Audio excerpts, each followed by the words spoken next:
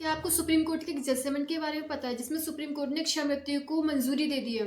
Hello दोस्तों, स्वागत है आपका इस वीडियो में। इस वीडियो में बात करेंगे सुप्रीम कोर्ट के एक ऐतिहासिक जजमेंट का, जिसमें सुप्रीम कोर्ट ने क्षमा मृत्यु को मंजूरी दे दी है। यह केस है चंडीगढ़ के स्टूडेंट जिनका नाम है हरीश राणा।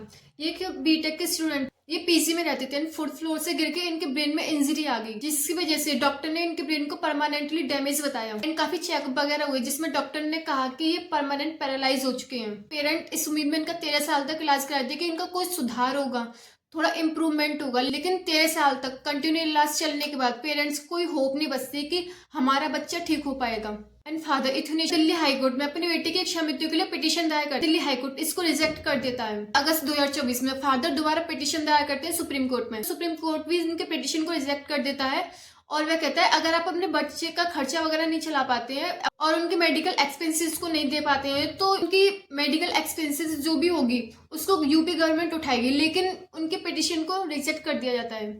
सुप्रीम कोर्ट ने एक मेडिकल बोर्ड बनाया जिसमें हरीश की प्रेजेंट एंड फ्यूचर कंडीशन के इम्प्रूवमेंट के बारे में डॉक्टर से रिपोर्ट एंड राय मांगी, जिसमें प्राइमरी एंड सेकेंडरी दोनों मेडिकल बोर्ड इंक्लूड थे। दोनों मेडिकल बोर्ड की एक ही रिपोर्ट थी जिसमें कहा था हरीश के इम्प्रूवमेंट के बारे में कोई उम्मीद नहीं है। कोर्ट ने सारी रिपोर्ट को देखकर एग्री किया कि अगर मेडिकल ट्रीटमेंट से कोई इम्प्रूवमेंट नहीं होता तो इलाज को लंबा खींचने से कोई फायदा नहीं है। सुप्रीम कोर्ट ने कहा कि डॉक्टर एंड पेरेंट्स दोनों रेडी हैं, तो इसमें जुडिशियल इंटरफेयर करने वाला कोई नहीं होता। एंड हरीश को इच्छा मृत्यु के लिए सुप्रीम कोर्ट ने अप्रूव दे दिया। इस डिसीजन से इंडिया में यूथनेशिया को पहली बार अलाउ किया जाता है। इसे लीगलाइज 2018 में किया जा चुका है। एंड सुप्रीम कोर्ट ने इस केस में कहा है कि हर व्यक्ति डिग्निफाइड मृत्यु डिजर्व करता है। अब बात करते हैं यूथनेशिया होता क्या है। यूथनेशिया एक स्टेज होती है जिसमें किसी पेशेंट को बिना तकलीफ दिए धीमे धीमे करके मृत्यु दी जाती है। यूथनेशिया तब जाता है जब किसी व्यक्ति के इम्प्रूवमेंट की कोई उम्मीद ना हो।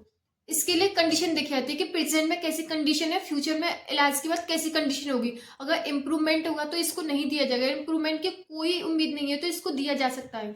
ट्रीटमेंट से इम्प्रूवमेंट आता है या नहीं आता है। किसी व्यक्ति को ज्यादा इंजरी होती है जिसमें वो अपनी राय नहीं दे पाता, उसके पेरेंट्स भी अपनी राय दे सकते हैं। यूथनेसिया दो तरह के होते हैं, active and passive. Active India में बैन है, इंडिया में ओनली पैसिव यूथनेसिया एप्लीकेबल है। एक्टिव यूथनेसिया में जैसे किसी व्यक्ति को कोई प्रॉब्लम होती है तो उसको डायरेक्ट मृत्यु दी जाती है। पैसिव यूथनेसिया में धीमे धीमे करके पेशेंट के अकॉर्डिंग उसके उपकरणों को रोक देना।